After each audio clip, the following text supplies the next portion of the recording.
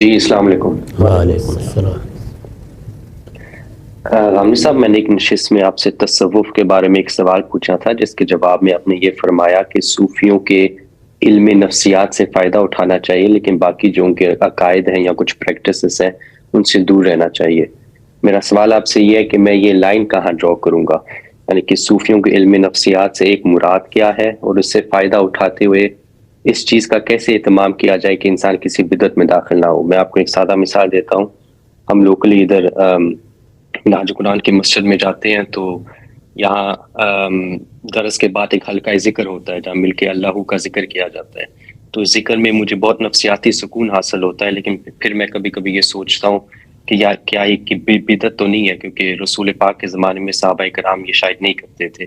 تو میرا سوال آپ سے یہ ہے کہ صوفیوں سے کیسے فائدہ اٹھایا جائے اس اعتماد کے ساتھ کہ انسان کسی بدعت میں داخل نہ ہو۔ بہت شکریہ۔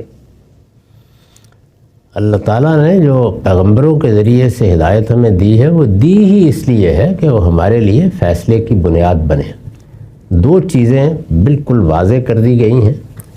ایک یہ کہ دین وہی ہے جس کو محمد الرسول اللہ صلی اللہ علیہ وسلم نے دین قرار دیا، لہٰذا کوئی شخص، وہ عالم ہو، وہ متکلم ہو، وہ صوفی ہو، اپنی طرف سے کسی چیز کو دین نہیں قرار دے سکتا۔ دین پورا کا پورا ہمیں اللہ کے رسولوں نے دے دیا ہے، ہمارے پاس وہ محمد الرسول اللہ صلی اللہ علیہ وسلم کے ذریعے سے منتقل ہو کر پہنچ گیا ہے، وہ قرآن اور سنت کی صورت میں موجود ہے۔ لہٰذا دین تو یہی رہے گا۔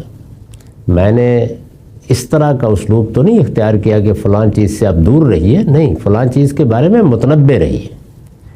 یعنی ایسا نہ ہو کہ آپ دین کے خلاف کوئی چیز اختیار کر لیں۔ متنبع ہونے کا مطلب یہ ہوتا ہے کہ بے سوچے سمجھے قبول نہ کریں، نہ بے سوچے سمجھے رد کریں، اچھی طرح سمجھ کر سوچ کر چیزوں کو اختیار کریں، یا کسی چیز کو ترک کرنا ہے تو ترک کریں۔ دوسری چیز، جیسے میں نے عرض کیا، یہ ہے کہ کوئی بدعت نہیں ہونی چاہیے۔ تو اگر کوئی دینی معاملہ ہو رہا ہے تو دینی معاملے میں تو وہی کرنا ہوگا، جیسے کہ آپ نے کہا کہ کیا یہ چیز رسول اللہ سے ثابت ہے؟ اگر ثابت نہیں ہے تو نہیں ہوگی۔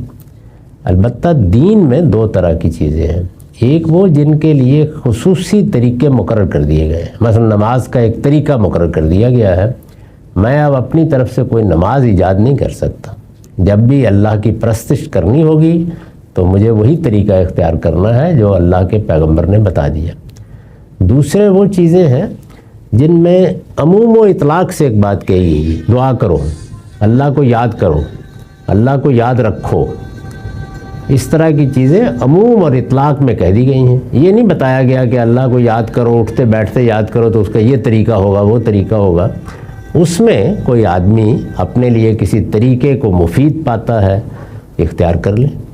اس طرح کی مجالس میں اگر صوفی حضرات یہ کہیں کہ یہ ہم نے ایک نفسیاتی تسکین کے لیے طریقہ اختیار کیا ہے، اور اس میں ہم کوئی دین کی اس طرح کی چیز داخل نہیں کر رہے، جس طرح کے یہ طریقے ہندوؤں کے ہاں بھی آپ کو ملتے ہیں، یہ طریقے آپ کو بدھوں کے ہاں بھی ملتے ہیں، تو وہ سیکولر بنا دیتے ہیں ان کو۔ ہمارے ہاں یہی کرنا چاہیے۔ نفسیاتی پہلو سے کوئی چیز آپ کی تسکین کا باعث بنتی ہے تو جس طرح ایک ماہر نفسیات سے رجوع کرتے ہیں، ان سے بھی رجوع کر لیں۔